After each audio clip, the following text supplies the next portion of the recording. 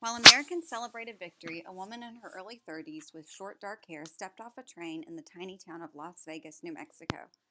She walked to a boarding house and asked for a room, explaining to the clerk that she suffered from tuberculosis and that her doctor had told her to spend some time breathing dry desert air. Actually, Lona Cohen was perfectly healthy. She had experienced spy and courier for KGB agents in New York, and she was in New Mexico to meet Ted Hall. Stalin was screaming for the bomb, and Soviet scientists still needed more information from Los Alamos. They needed final reports on how the atomic bombs had been made. A meeting had already been arranged with Hall, but Anatoly Yakov decided not to use Hall's friend Seville Sachs as a courier. This mission was too important to trust an amateur. On the first Sunday after arriving in New Mexico, Lona Cohen took a 3-hour bus ride to Albuquerque and walked across the University of New Mexico campus to the spot where she was to meet Hall. She'd seen a photo of him, so she knew what to look for. He wasn't there. Trained not to wait more than 5 minutes, she walked back to the bus stop and returned to Las Vegas. Both Cohen and Hall had been told that if either missed the first meeting, they should try again the next Sunday at the same place. Cohen returned the following Sunday. No Hall. She came back the week after. He didn't show. At Los Alamos, the British team of scientists began packing up to head home. Before leaving, they scheduled one last party in honor of their American hosts. Someone needed to drive to Santa Fe to pick up the liquor. Klaus Fuchs volunteered. He drove his dented Buick through the gates and down the hill. I stopped somewhere on the way in the desert, he remembered, and drove off the highway to a solitary place. Fuchs took out a pen in a half-written report. Sitting in his car, he quickly finished the paper, which included vital details on plutonium bomb design, as well as a technical description of the uranium bomb used at Hiroshima. He shoved the papers into an envelope and drove to the liquor store. At about 6 that evening, Harry Gold was standing on the side of a small road on the outskirts of Santa Fe. When Fuchs drove up, Gold hopped into the passenger seat. We drove out into the mountains beyond Santa Fe, Gold reported. He could hear the clinking of glass bottles on the back seat. Fuchs pulled over. He was very nervous, Gold remembered, and I was inwardly not too calm myself. Well, Fuchs began, his face twisted into an uneasy smile. Were you impressed? More than impressed, said Gold, horrified. Fuchs understood. The bombs had been even more devastating than he had expected. For the first time in their many meetings, Fuchs talked nonstop.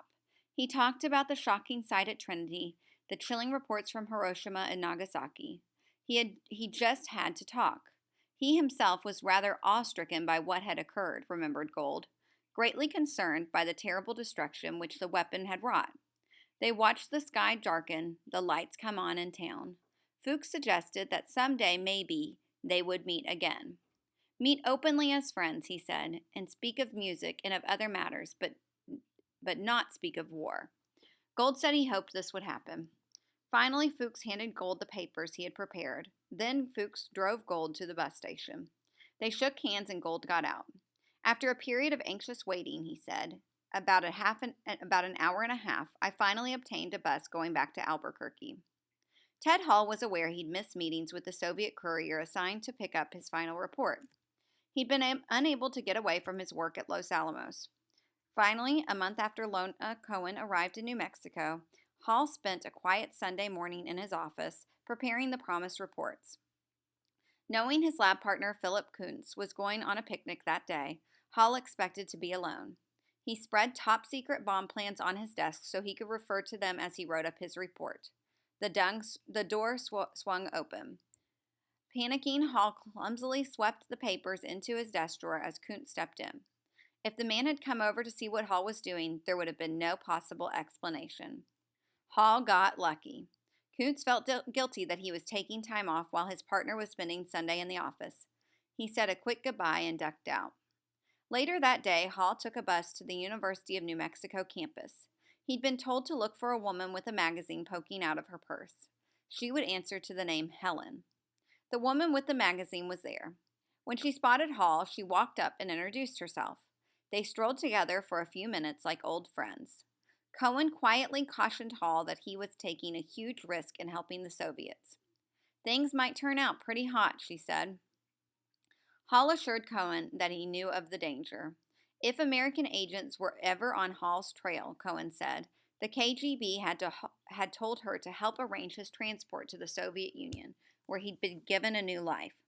Hall said he very much hoped that would not be necessary. Then he handed his papers to Cohen and they parted. Cohen took the bus back to her boarding house. She pulled the tissues out of a nearly full tissue box, crammed Hall's secret papers into the bottom of the box, replaced the tissues, grabbed her already packed suitcase, and left. Minutes later, she stepped into the train station. The place was crawling with soldiers and FBI agents. They were searching all passengers coming in and going out. Since the war ended, newspapers had been free to tell the public that the atomic bomb had been built by scientists at Los Alamos, led by Robert Oppenheimer.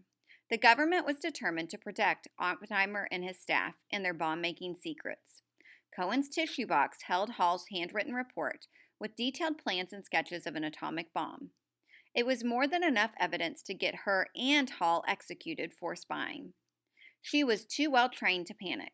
Rushing out of the station would be the surest way to draw attention.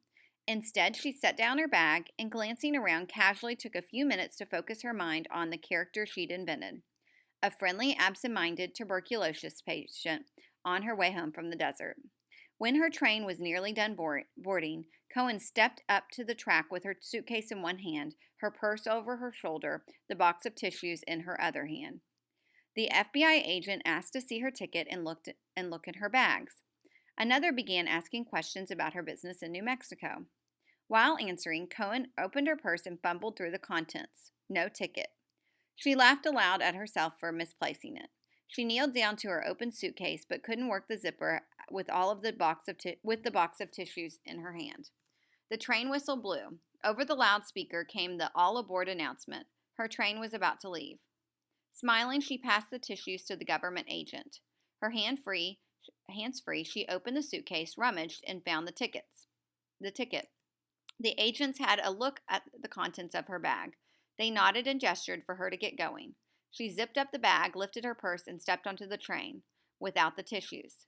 I felt in my bones that the gentleman himself must remind me about this box, she later said. As the train began rolling, Cohen heard the FBI agent call to her. She turned around. He handed her the box of tissues through the open door. It was the one thing he hadn't searched. Harry Gold returned safely to New York City with the report from Klaus Fuchs. Lona Cohen came back with the report from Ted Hall. In separate meetings, they both delivered their papers to the Soviet contact Anatoly Yakov. Leonard Kovaneskov,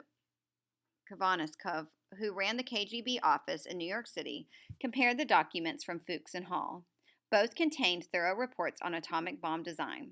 I made a conclusion, he said, that I myself, although I was not a very good craftsman, I could have built a bomb with this data, if I had certain materials, of course. The best thing about the reports Kavaskov knew was that the bomb plans for both Hall and Fuchs were nearly identical. That convinced the Soviets the information was correct, allowing them to move ahead quickly with bomb building. No need for the kind of costly trial and error that had taken place at Los Alamos. By October, KGB officers in Moscow were able to produce a complete report on plutonium bomb design, containing detailed descriptions of each component of the weapon and specific materials needed. Using this, Soviet scientists immediately began building their first atomic weapon. It was an exact copy of the American bomb.